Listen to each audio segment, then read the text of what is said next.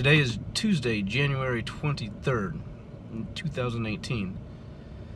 Now, why is that date important?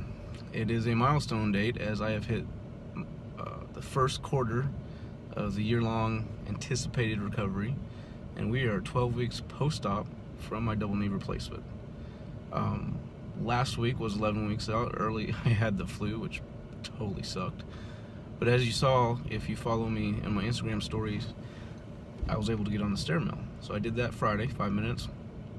Could have went more, just want to make sure it wasn't going to do nothing. No swelling the next day. Saturday, 20 minutes, no swelling.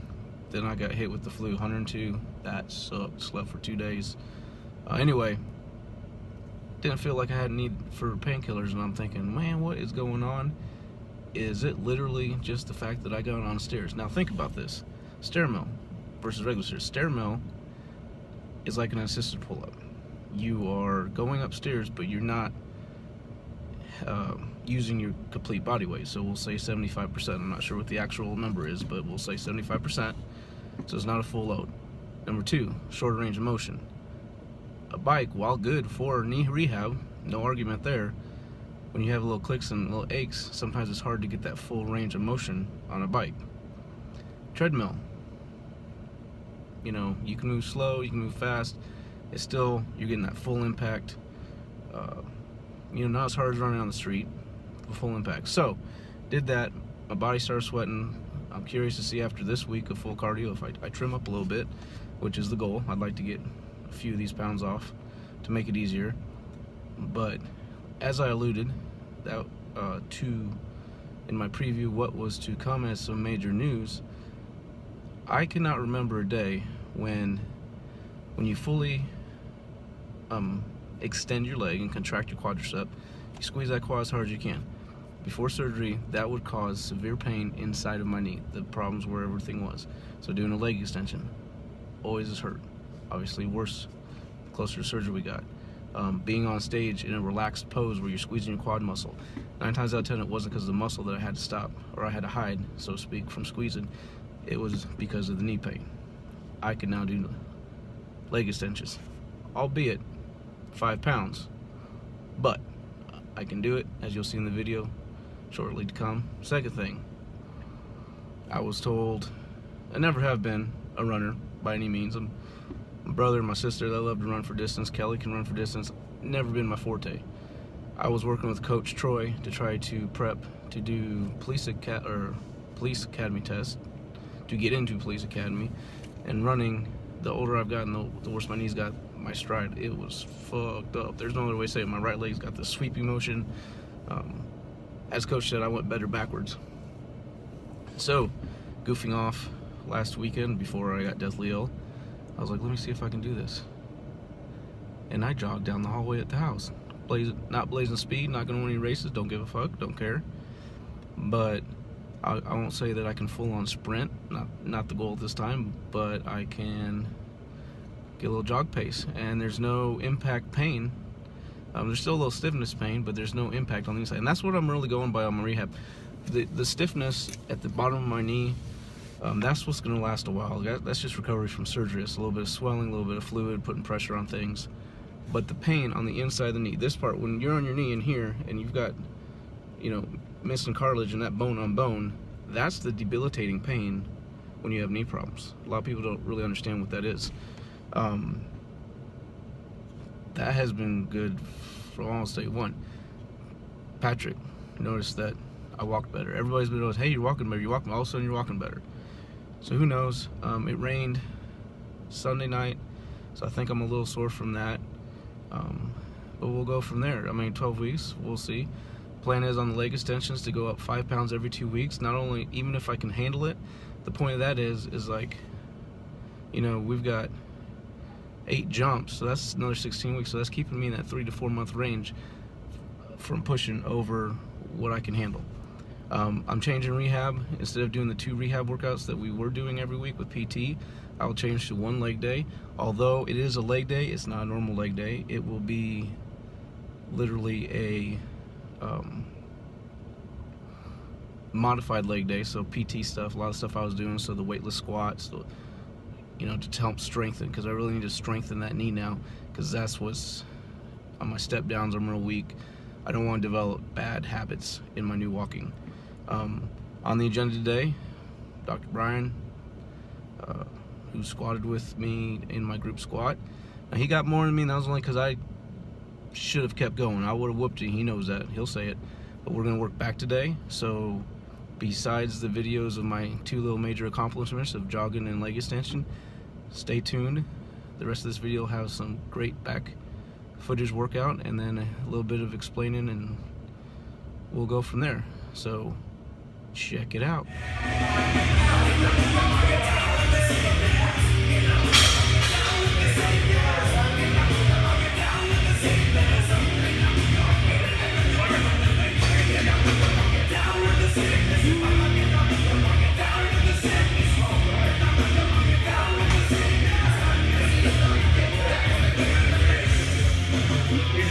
Don't forget to show them the big weight.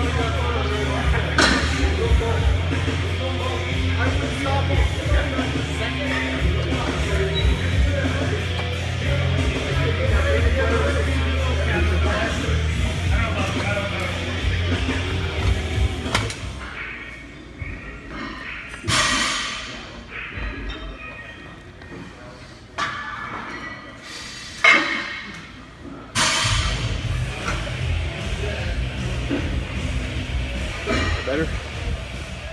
Joe Fantauzzi, TeamFitFantauzzi, trainer at Destination Dallas. How you doing, guys? Brian McElderry. I'm a pharmacist by trade, and my Instagram is at Dr. McElderry, McElderry. Yeah, remember that. So today marks my 12-week anniversary post-knee replacement double. Brian here was here 2 days before when we were squatting. Now, he beat me, but that's only because I didn't try. So we have that debate to finish years down the road. Laughing at Johanna. So what today we did, we got together, we did a big back workout. As you've seen in this video before, we're going to describe it. So we started with the prime pull downs, and if you notice what we did, when we did our pull downs, we did what I like to call a stretch pull down. So the whole purpose of a stretch pull down is to make sure that that scapula opens up and retracts. So instead of going like this, you see a lot of people do this move, we're going up and we're driving our elbow directly into our lat insertion. So Brian, doing that, what difference do you feel you get doing it that way versus what the average gym goer does? Exactly. I think really more so, like Joe said, it's really just the stretch that you get to really make that mind-muscle connection connect, essentially. So I think that's the biggest thing versus a lot of quote-unquote beginners or people just coming in the gym, they just going through the motions and may get a lot of extra, tension in other places they're not supposed to actually feel. Yeah, and as I mentioned when we did that, the whole reason we do that to start is to get that pump in that lat and be aware of that mind-muscle connection from the get-go. We don't have to wait 4 exercises in. Second, we did rack deads. Now, the big debate, everybody's, oh, you didn't go high enough. Well, for those of you who are powerlifters, you know, a rack dead technically is used to strengthen the top portion of your deadlift. Now, Brian and I, as good looking as we are, he's only about 5'7", 5'8" off the ground. Exactly. So for us, what I like to do, and you'll see this in the video, I set the bar right about my knees because I'm trying to use the top portion of my glutes and my lower back. That's it. If I set that bar any lower, I might as well pull from the floor because we're about 1.5 inches, 2 inches from where we set it to where the actual floor is, and then we'd use our legs, which is great if we're doing regular deadlifts. So one thing in the video you'll notice, and I say this in the video, when Brian was, go ahead and demonstrate real quick, when Brian was coming up and locking out, most people want to throw themselves back. So go ahead and throw yourselves back like everybody else. Okay, all that's going to do is put stress on your lower back. What he's doing is he went back and retracted the shoulder blades. So when he did that, he basically flexed everything. So when you do that, when you do rack deads, if you can't do that, it's too heavy, first of all. Second of all, he's going to feel it tomorrow from the top of his drawers to the bottom of his head.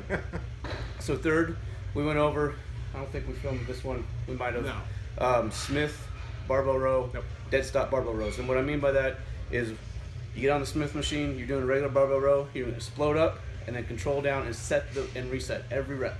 So you can't get into that rocky motion, you got to focus on squeezing.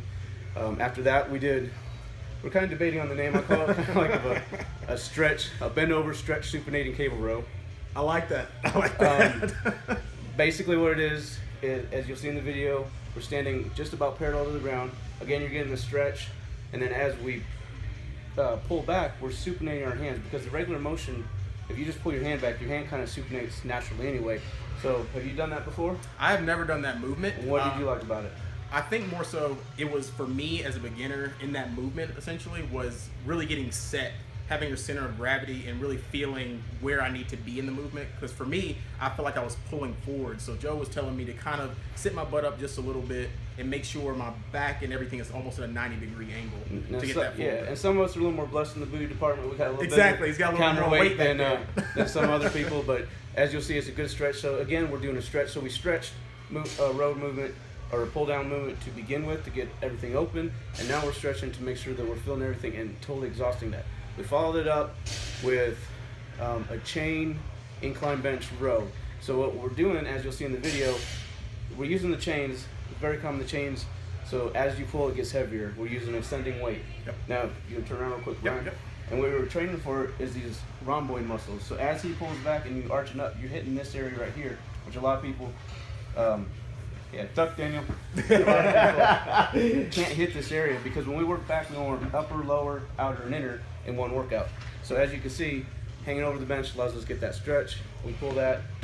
Obviously, we had to fight the chains a little bit. Exactly, just a little bit. But I thought that, like good Joe finisher. said, it was a good finisher. You had to fight the chains because at the eccentric portion of the movement, you felt more of a pull. So Yeah, I think. we had to keep our elbows down. A lot of people start chicken winging and turn into something else.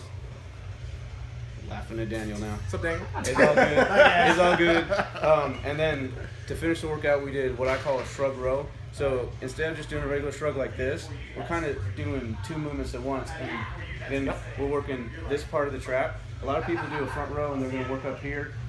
You're not going to get a lot from that, but this chunk right here is the meaty part of your trap. So when you're bent over doing that most muscular, or you're a rear double by, this guy's to stick out and look nasty. So what we did is you're going to be in that kind of that athletic ready position, and instead of just shrugging like this, we're shrugging and rowing, so almost like up and lifting your elbows at the same time. I find personally that you hit the muscles so much better. You can feel it. We're gonna get that little squeeze at the end. We're not trying to hold the weight, we're just trying to get that mind muscle connection. You ever done shrugs like that? I have not. Well, it's been a while. You know, Yeah. I love that, you know, Joe throws in different types of movements all the time, which I always love. And I think that's a benefit of working out with somebody different. You know, have them teach you something. You know, Yeah, so. and you know, my philosophy too, because I do handle a lot of competitors. Like, train everybody, transformation, whatever you want to do, we can do it. Yep. But when it comes to competitors, I have a theory: is that if we do something that most people don't do, we might have something on stage that nobody has. That doesn't mean you're going to have a different muscle per se, but you might have a line that somebody doesn't have because they didn't focus on that. So come check us out. Yep. We know Brian, he does a lot of upside down Instagrams where his text is around, live ones. I'm doing my updates. It's a great 12-week update. Great thing is having friends like Brian and family here that have helped me these last 12 weeks, and look forward to the rest of the year of rehab and recovery to get back to strong old man Joe. Any questions you guys have, feel free. I know this is kind of a lengthy video, but feel free to contact me, contact Brian. Free session. You come down here and say I saw your video, I'll give you a free session on the house. Destination, see if you like it, and then we'll get you to wherever you want to be. So Love Brian, it was great working out with you. Awesome, Joe. We're gonna follow get this man. All right. Cool. Yeah, I'm supposed to start this back. I think I'm not looking Notice as Brian's going, his hands are naturally turning. That turn is following the natural range that your body's meant to do. There we go.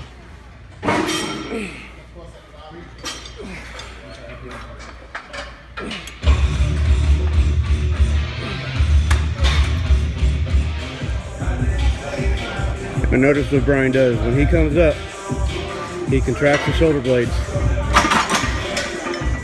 So many people want to lean back. He's not leaning back. He's going up, shoulder blades together. That is how you properly do a rack dead.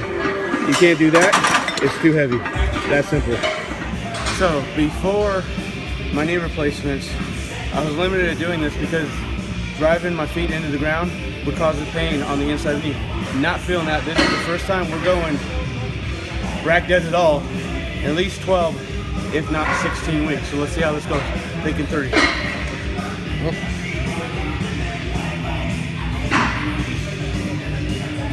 Yep. Let's go. Yeah. Yeah.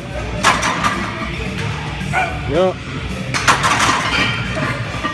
Oh.